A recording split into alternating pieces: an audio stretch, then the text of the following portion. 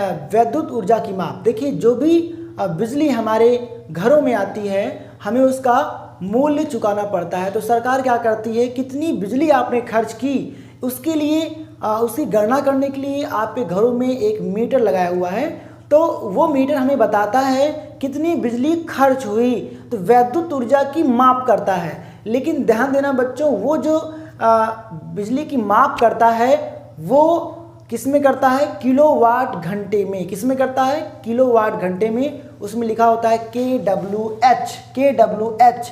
और क्यों, क्योंकि यहाँ पे आप ध्यान दीजिएगा कि यहाँ पर जो बिजली की जो विद्युत ऊर्जा होती है उसका मात्रक क्या होता है, ऊर्जा का मात्रक जूल है। तो जूल बहुत छोटा मात्रक होने के नाते हम क्या करते हैं कि 1 किलोवाट, हम कहेंगे किलोवाट घंटे में इसको हम बनाते हैं। जैसे आप ऐसे समझ सकते हैं इसको व्यवहारिक उदाहरण में कि जैसे मान लीजिए यहाँ से लेकर फैजाबाद की दूरी आप किस में मापेंगे, किलोमीटर में, मीटर में कि सेंटीमीटर में या मिलीमीटर में। तो मिलीमीटर में, क्या मिलीमीटर में मापना सही है?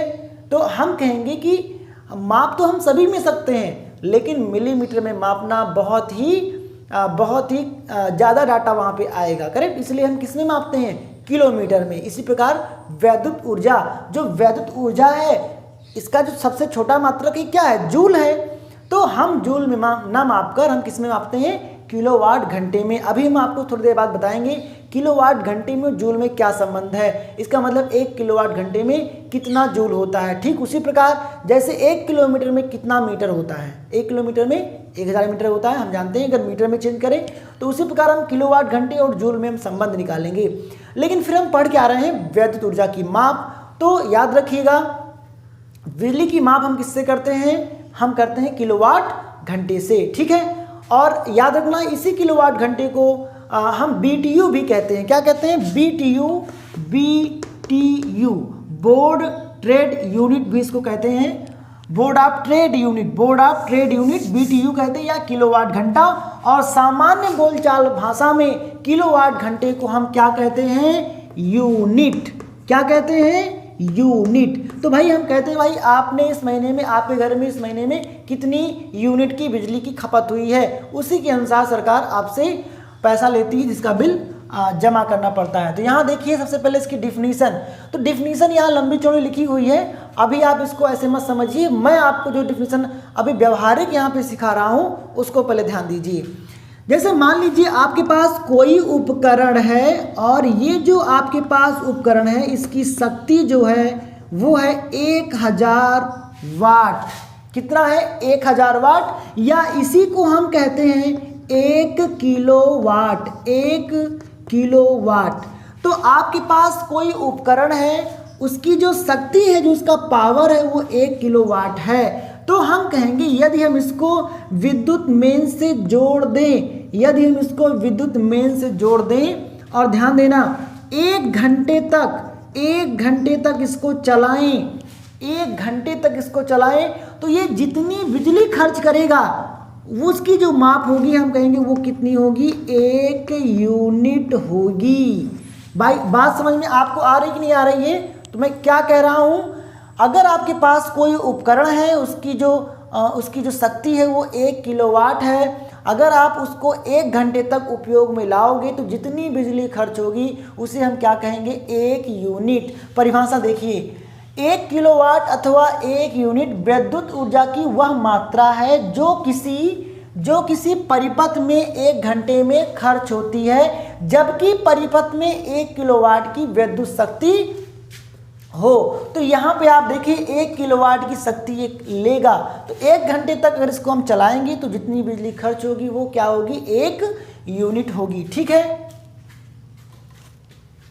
यहाँ पर हमें मालूम है 1 किलोवाट घंटे का क्या मतलब है।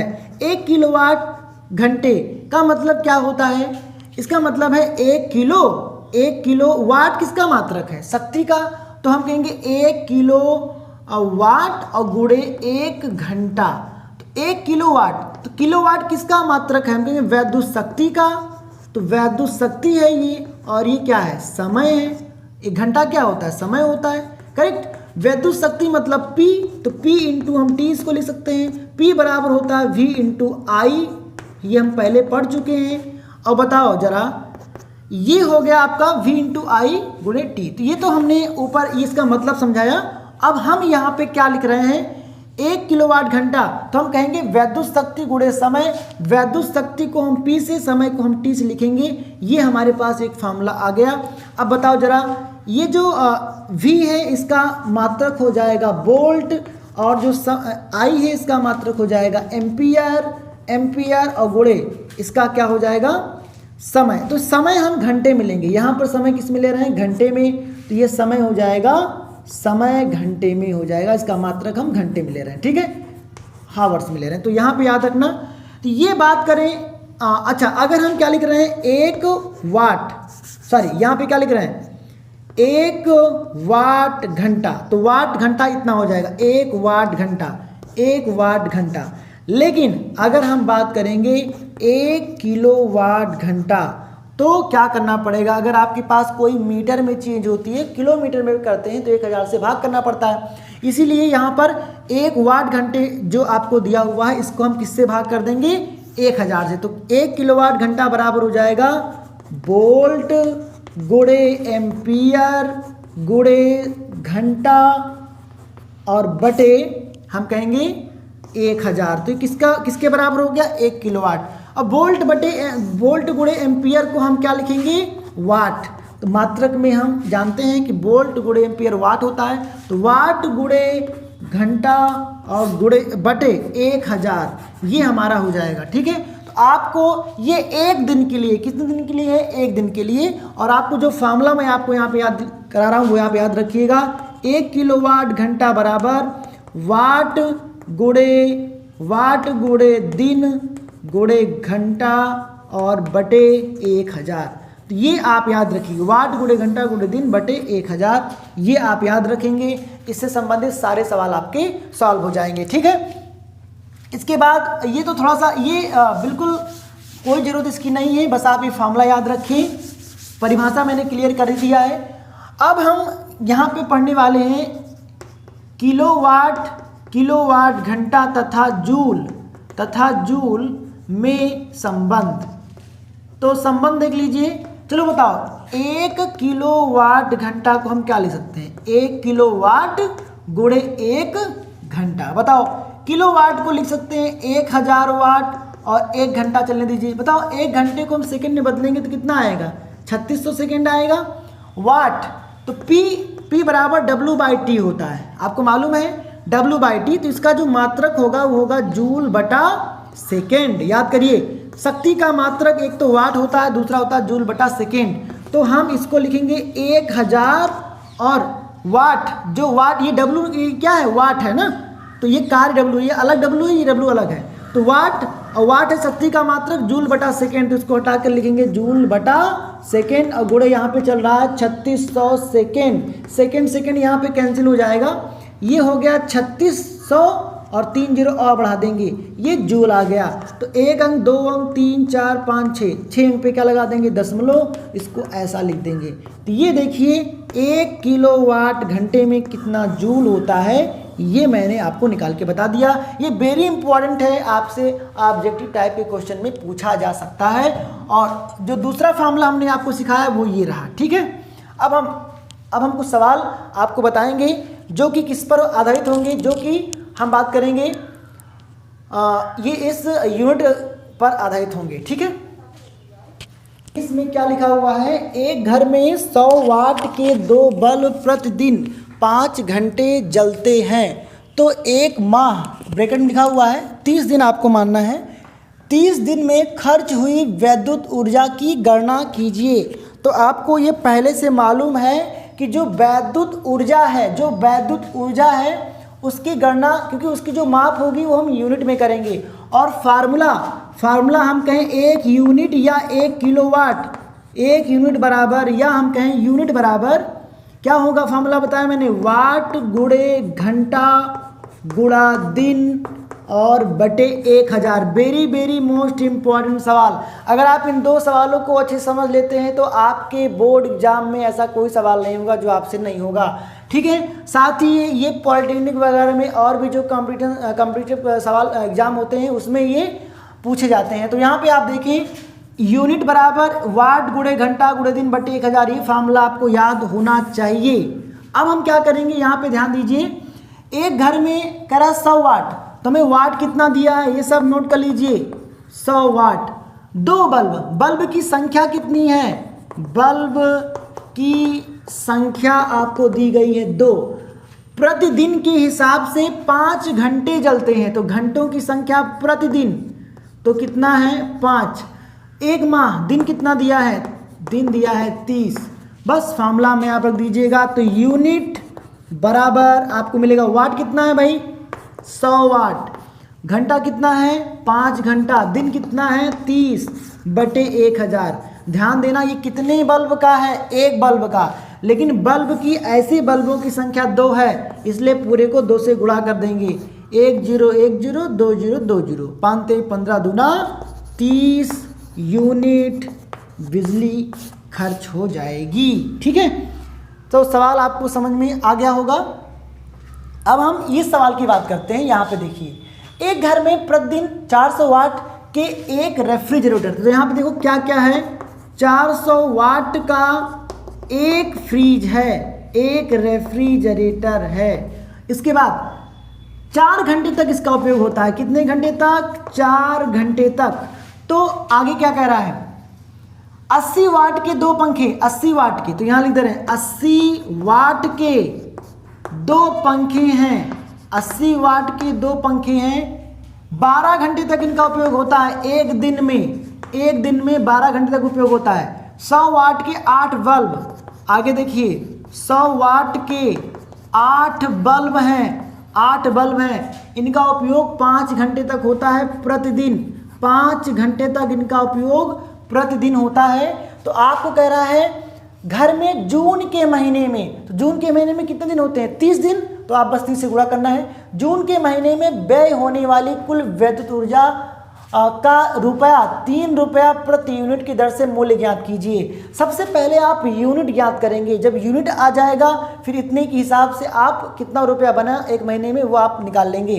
तो देखो इसके लिए हम अलग यूनिट निकालेंगे, इसके लिए यूनिट की संख्या अलग, इसके लिए अलग, और फिर सब यूनिट को जोड़ देंगे। तो अगर हम 400 वाट का एक रेफ्रिजरेटर 4 घंटे तक एक महीने तक हम कहेंगे, एक दिन में 4 घंटे, तो एक महीने के हिसाब से अगर बात करेंगे तो एक रेफ्रिजरेटर है कितना यूनिट बिजली खर्च होगी। तो इसके लिए हम यूनिट की संख्या निकालेंगे, कितना आएगा, वाट कितना है 400, घंटा कितना है 4, दिन कितना है 30 बटे 1000। बताओ जरा कितने रेफ्रिजरेटर हैं, एक ही है, तो गुणा 1 कर दीजिए, 3 0 यहाँ से आप काट दीजिए, 4 16 16 तय कितना होता है 48 यूनिट की बिजली खर्च कर देगा ये रेफ्रिजरेटर। अब देखिए 80 वाट के 2 पंखे, 80 वाट, तो यूनिट निकालिए, वाट कितना है 80, वाट गुणे घंटा, घंटा कितना है 12, दिन कितना है 30 बटे 1000। ये एक पंखे का है, ऐसे कितने पंखे चल रहे हैं, 2 से गुणा कर दीजिए, तो 1 0 1 0 2 0 2 0। तो यहाँ पे आप देखें 2 से इसको काट सकते हैं आप, 2 पंचे 10। अब देखिए 8 त्रिक 24, तो 12 का 24 में गुणा करिए, तो है ना, तो 12 का 24 में 8 त्रिक 24 और 12, तो 12 और 24 से गुणा करिए, तो 12 चौक 48 और 12 गुना 24 4 28, 288, तो यह आ जाएगा 288 बटे 5। ठीक है, तो कितना मिलेगा, ये 5 से काट दीजिए, 50 25 3 और 5 7 35, 3 बचेगा 0.536, इतना आएगा लगभग। अब अगला देखिए, यहाँ पर 100 वाट के 8 बल्ब 5 घंटे, तो इसके लिए यूनिट की संख्या आप निकालेंगे तो कितना आ जाएगा, वाट है 100, वाट गुणे घंटा कितना है 5, दिन कितना है 30, एक महीने में निकालना है ना, जून के महीने में, बटे 1000। ये है एक बल्ब का, ऐसे कितने बल्ब हैं, 8 से गुणा कर दीजिए, 8 बल्ब हैं ऐसे, 2 0 3 0 3 0 कैंसिल कर दीजिए, 5 3 15 या 5 8 40 और 4 3 12, 120 यूनिट की खपत यहाँ पे हो जाएगी। सभी यूनिटों को जोड़ दीजिए। तो यहाँ पे आप देखें, हम क्या करने वाले हैं, सभी यूनिटों को जोड़ देंगे। यहाँ पे मैं सॉल्व कर रहा हूँ, तो कुल यूनिट कितने हो गए, कुल यूनिट की संख्या जो हुई वो आप नोट कर लीजिए, वो कितना हुआ 48 57.6 और फिर 120 यूनिट, ठीक है, जोड़ दीजिए तो 8 7 15 हो जाएगा, 5 2 7 4 11, 11 1 12, ये 225.6 यूनिट ये तुमने एक महीने में खर्च कर दी।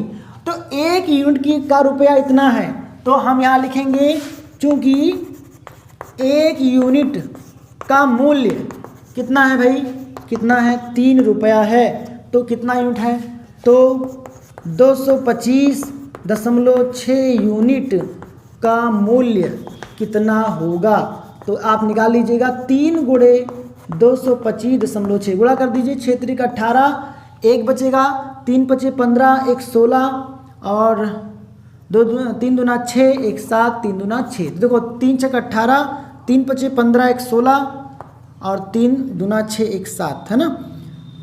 तो 3 6 18, 3 5 15, 1 16, 3 दूना 6, 1 7, 3 दूना 6, इतना रुपया आएगा, ठीक है। तो यहाँ तक आपको समझ में सवाल आ गया होगा, कुछ सवाल हम और करेंगे, आज के लिए इतना ही।